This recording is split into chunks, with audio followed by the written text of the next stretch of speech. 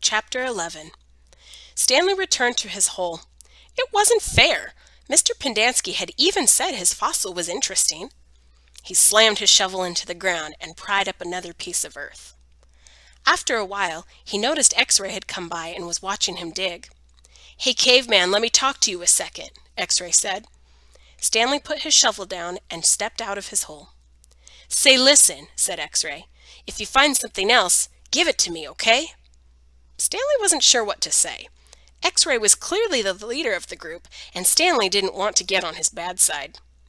"You're new here, right?" said X-Ray. "I've been here for almost a year. I've never found anything. You know, my eyesight's not so good. No one knows this, but you know why my name's X-Ray?" Stanley shrugged one shoulder. "It's Pig Latin for Rex. That's all. I'm too blind to find anything." Stanley tried to remember how Pig Latin worked. "I mean," X-Ray went on, "why should you get a day off when you've only been here a couple of days? If anybody gets a day off, it should be me. That's only fair, right?" "I guess," Stanley agreed. X-Ray smiled. "You're a good guy, caveman." Stanley picked up his shovel. The more he thought about it, the more he was glad that he agreed to let X-Ray have anything he might find. If he was going to survive at Camp Green Lake, it was far more important that X-Ray think he was a good guy than it was for him to get one day off. Besides, he didn't expect to find anything anyway. There probably wasn't anything of interest out there, and even if there was, he'd never been what you would call lucky. He slammed his blade into the ground, then dumped out another shovelful of dirt. It was a little surprising, he thought, that X-Ray was the leader of the group, since he obviously wasn't the biggest or the toughest. In fact, except for Zero, X-Ray was the smallest. Armpit was the biggest. Zigzag may have been taller than Armpit, but that was only because of his neck. Yet Armpit and all the others seemed to be willing to do whatever X-Ray asked of them. As Stanley dug up another shovelful of dirt, it occurred to him that Armpit wasn't the biggest. He, the caveman, was bigger. He was glad they called him Caveman. It meant they accepted him as a member of the group. He would have been glad even if they'd called him Barfbag. It really was quite remarkable to him. At school, bullies like Derek Dunn used to pick on him. Yet Derek Dunn would be scared senseless by any of the boys here. As he dug his hole, Stanley thought about what it would be like if Derek Dunn had to fight Armpit or Squid. Derek wouldn't stand a chance. He imagined what it would be like if he became good friends with all of them, and then for some reason they all went with him to his school, and then Derek Dunn tried to steal his notebook. "Just what do you think you're doing?" asked Squid as he slams his hands into Derek Dunn's smug face. "Caveman's our friend," says Armpit, grabbing him by the shirt collar. Stanley played the scene over and over again in his mind, each time watching another boy from Group D beat up Derek Dunn. It helped him dig his hole and ease his own suffering. Whatever pain he felt was being felt 10 times worse by Derek. Chapter 12. Again, Stanley was the last one to finish digging. It was late afternoon when he dragged himself back to the compound. This time he would have accepted a ride on the truck if it was offered. When he got to the tent, he found Mr. Pendanski and the other boys sitting in a circle on the ground. "Welcome, Stanley," said Mr. Pendanski. "Hey, caveman, you get your hole dug?" asked Magnet. He managed to nod. "You spit in it?" asked Squid. He nodded again. "You're right," he said to X-Ray. "The second hole's the hardest." X-Ray shook his head. "The third hole's the hardest," he said. "Come join our circle," said Mr. Pendanski. Stanley plopped down between Squid and Magnet. He needed to rest up before taking a shower. "We've been discussing what we want to do with our lives," said Mr. Pendanski. "We're not going to be at Camp Green Lake forever. We need to prepare for the day we leave here and join the rest of society." "Hey, that's great, Mom," said Magnet. "They're going to finally let you out of here?" The other boys laughed. "Okay, Jose," said Mr. Pendanski. "What do you want to do with your life?" "I don't know," said Magnet. "You need to think about that," said Mr. Pendanski. "It's important to have goals. Otherwise, you're going to end up right back in jail. What do you like to do?" "I don't know," said Magnet.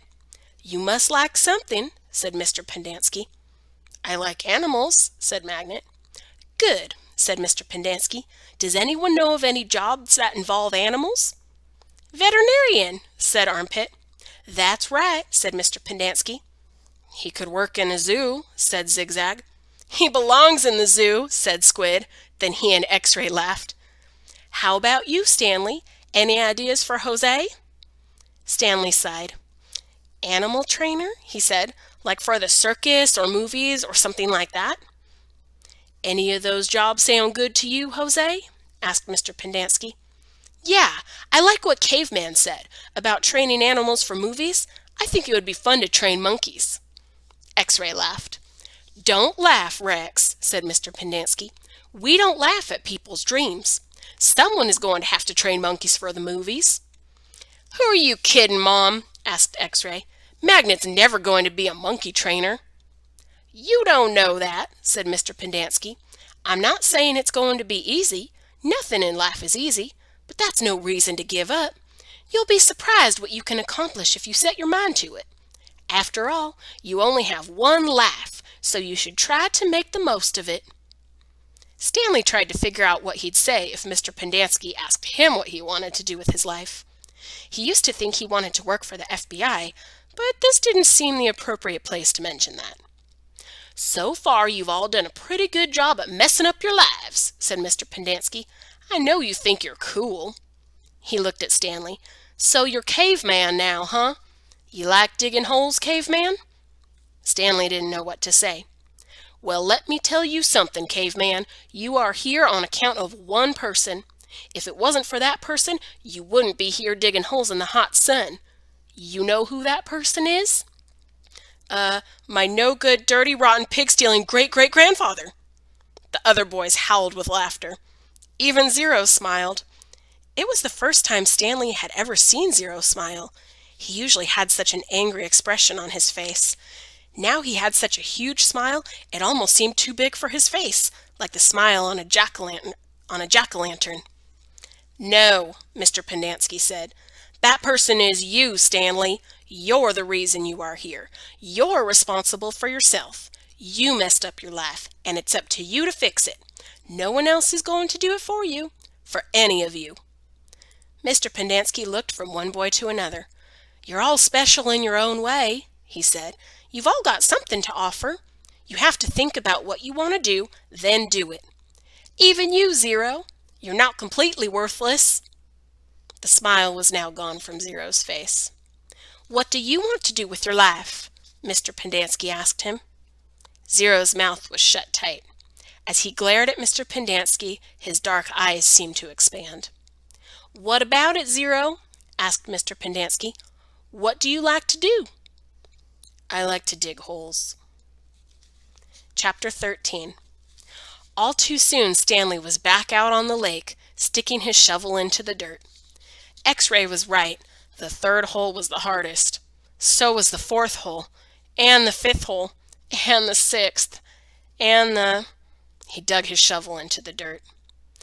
After a while he'd lost track of the day of the week and how many holes he'd dug. It all seemed like one big hole, and it would take 1.5 years to dig it. He guessed he'd lost at least 5 pounds. He figured that in 1.5 years he'd be either in great physical condition or else dead. He dug his shovel into the dirt. It couldn't always be this hot, he thought. Surely it got cooler in December. Maybe then they would freeze. He dug his shovel into the dirt. His skin had gotten tougher. It didn't hurt so much to hold the shovel. As he drank from his canteen, he looked up at the sky. A cloud had appeared earlier in the day.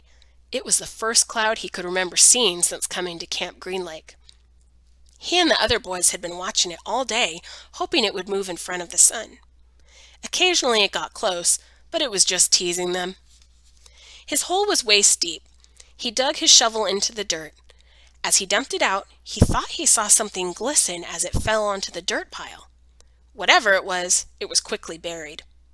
Stanley stared at the pile a moment, unsure if he'd even seen it. Even if it was something, what good would it do him? He'd promised to give anything he found to X-Ray. It didn't seem worth the effort to climb out of his hole to check it out. He glanced up at the cloud, which was close enough to the sun that he had to squint to look at it. He dug his shovel back into the earth, scooped out some dirt, and lifted it over his dirt pile. But instead of dumping it there, he tossed it off to the side. His curiosity had gotten the better of him. He climbed up out of his hole and sifted his fingers through the pile. He felt something hard and metallic. He pulled it out. It was a gold tube, about as long and as wide as the second finger on his right hand. The tube was open at one end and closed at the other. He used a few drops of his precious water to clean it. There seemed to be some kind of design on the flat, closed end. He poured a few more drops of water on it and rubbed it on the inside of his pants pocket. He looked again at the design engraved into the flat bottom of the tube. He could see an outline of a heart with the letters KB etched inside it. He tried to figure out some way that he wouldn't have to give it to X-Ray. He could just keep it, but that wouldn't do him any good. He wanted a day off. He looked at the large piles of dirt near where X-Ray was digging. X-Ray was probably almost finished for the day. Getting the rest of the day off would hardly do him much good. X-Ray would first have to show the tube to Mr. Sir or Mr. Pendanski, who would then have to show it to the warden. By then, X-Ray might be done anyway. Stanley wondered about trying to secretly take the tube directly to the warden. He could explain the situation to the warden, and the warden might make up an excuse for giving him the day off, so X-Ray wouldn't suspect. He looked across the lake toward the cabin under 2 oak trees. The place scared him. He'd been at Camp Green Lake for almost 2 weeks, and he still hadn't seen the warden. That was just as well. If he could go his entire year and a half without seeing the warden, that would be fine with him. Besides, he didn't know if the warden would find the tube interesting. He looked at it again. It looked familiar. He thought he'd seen something like it somewhere before, but couldn't quite place it. "What you got there, caveman?" asked Zigzag. Stanley's large hand closed around the tube. Nothing, just, It was useless. "I think I might have found something." "Another fossil?" "No, I'm not sure what it is." "Let me see," said Zigzag. Instead of showing it to Zigzag, Stanley brought it to X-Ray. Zigzag followed. X-Ray looked at the tube, then rubbed his dirty glasses on his dirty shirt and looked at the tube again. One by one, the other boys dropped their shovels and came to look. "It looks like an old shotgun shell," said Squid. "Yeah, that's probably what it is," said Stanley.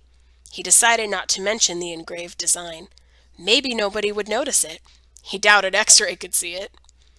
"No, it's too long and thin to be a shotgun shell," said Magnet. "It's probably just a piece of junk," said Stanley. "Well, I'll show it to Mom," said X-Ray. "See what he thinks. Who knows? Maybe I'll get the day off." "Your hole's almost finished," said Stanley. "Yeah, so?" Stanley raised and lowered his shoulder. "So, why don't you wait until tomorrow to show it to Mom?" he suggested. "You can pretend you found it first thing in the morning. Then you can get the whole day off, instead of just an hour or so this afternoon." X-Ray smiled. "Good thinking, caveman." He dropped the tube into the large pocket on the right leg of his dirty orange pants. Stanley returned to his hole. When the water truck came, Stanley started to take his place at the end of the line, but X-Ray told him to get behind Magnet, in front of Zero. Stanley moved up one place in line.